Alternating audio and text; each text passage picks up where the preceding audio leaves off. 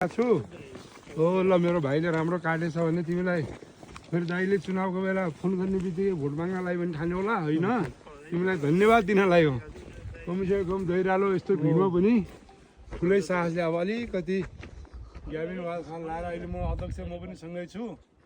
अनि अध्यक्षलाई भनेको अब यो बाटो कम्प्लिट गर्ने जिम्मा पनि पामालाई दिनु पर्यो अब म हिजो 1 घन्टा हिँडेर जानु पर्यो पर बाटो अब तिमी बाटो काटिएर बाटो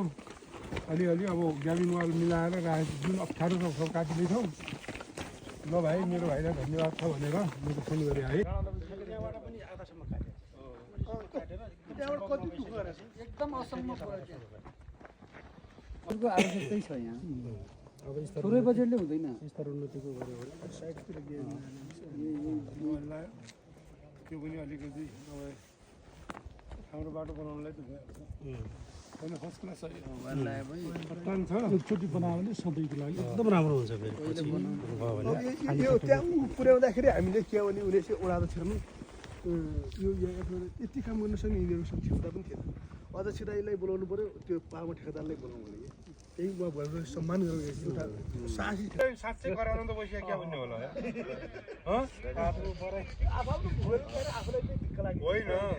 यहाँ गाउँ छ त हाम्रो त पोरपुडा चाहिँ त्यो तल बाटोमा हिँड्दैछ नि कहिले भन्नु त खरपेला गाग्रा लुटी आउने भन्ने खुवाउनु भिडमा बसेको मान्छे नेता त्यहाँ जन्मन्छ भनेर उर्मी त बसेछ अनि बिहान तिहारमा जाउँ भन्दा त फेरि गाउँ रहेछ क्या यो बाटो हेर्दै जाउँ भन्यो